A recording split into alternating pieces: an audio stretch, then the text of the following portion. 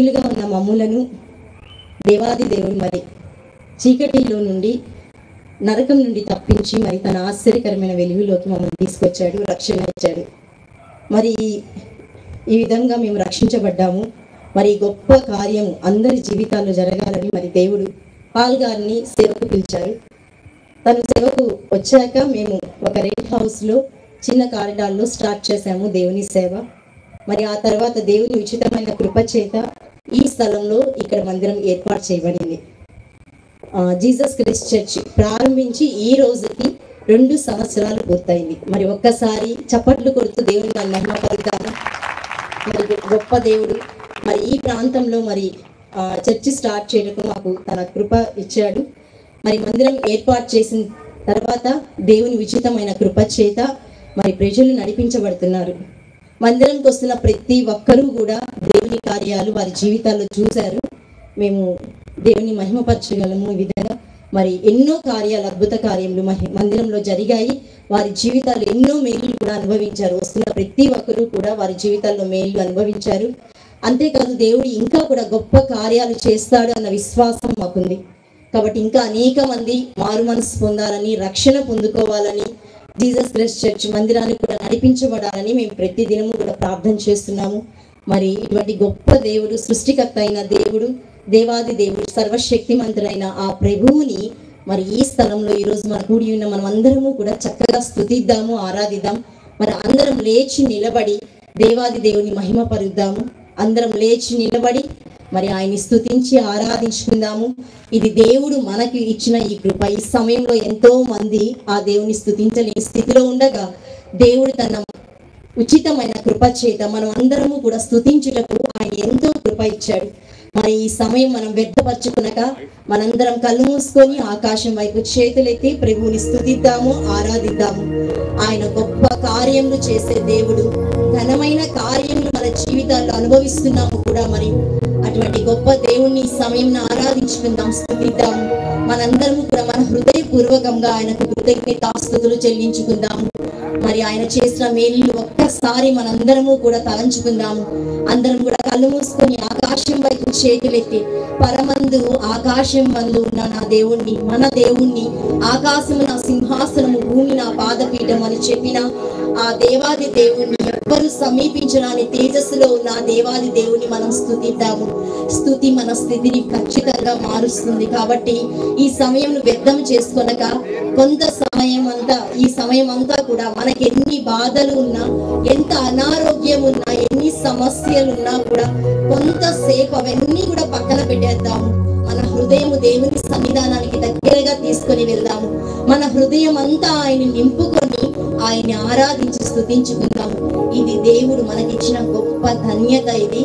మరి మనందరము కూడా ఆకాశం వైపు చేతులెత్తి ఆ సర్వ సృష్టికర్తని స్తుతించి ఆరాధించుకుందాం. అందరము కూడా మనస్ఫూర్తిగా ఆయన చేసిన ప్రతి మేలు జ్ఞాపకం చేసుకోండి. ఈ స్థలంలో ఆయన చూపించిన కృపను జ్ఞాపకం చేసుకోండి. ఒక్కసారి జ్ఞాపకం చేసుకుంటూ మనస్ఫూర్తిగా హృదయపూర్వకంగా పూర్ణ హృదయంతో ఆయనకు కృతజ్ఞతాస్తుతులు చెల్లించండి. ఈ సమయము కృతజ్ఞతాస్తుతులు చెల్లించుటకు దేవుడు మనకి ఇచ్చిన ఈ సమయమును వ్యర్థపరచుకొనక, ఏ ఆలోచనలు వద్దు. అనారోగ్యం ఉన్నా సరే కొంత సమయము, దేవా ఈ సమయం నేను నిన్ను బలముగా స్తుతించాలయ్యా. బలహీనతలో బలపరచువాడు ఆయనే, అనారోగ్యంలో స్వస్థపరచు దేవుడు ఆయనే. ఆయన ఘనమైన కార్యాలు మనం ఈ స్థలంలో చూడబోతున్నాము. కాబట్టి మనస్ఫూర్తిగా మన పూర్ణ హృదయంతో కొంత సమయం అంతా కూడా ఇవన్నీ పక్కన పెట్టేద్దాం. మన ఆలోచనలు, మన ఊహలు, తలంపులు సమస్తము ప్రక్కన పెట్టి దేవాది దేవుని ఆరాధిద్దాము. ఆయన వైపు మనం చూద్దాము. ఆయన్ని స్తుతించి ఆరాధించుకుందాం. అందరము కూడా కలిసి స్తుతిద్దాము. ప్రార్థన చేయండి, దేవునికి ప్రార్థన చేయండి. ఈ సమయం మనకు దేవుడు అద్భుతంగా ఇచ్చాడు. ఈ సమయం ఉపయోగించుకొని వాళ్ళు అనేక మంది ప్రజలు ఉండగా, కానీ నీవు నేను మనందరము కూడా ఆయన సన్నిధానం వచ్చుటకు ఆయన కృపనిస్తేనే మనం రాగలిగేమే తప్ప ఇంకొకటి కాదు. కాబట్టి ప్రార్థన చేసుకుందాం, దేవుణ్ణి స్తుతిద్దాము, దేవుని ఆరాధించుకుందాం, హృదయపూర్వకంగా ఆరాధించుకుందాం. ఆయన చేసిన మేలు జ్ఞాపకం చేసుకోవడమే ఆయన ఆరాధించడం.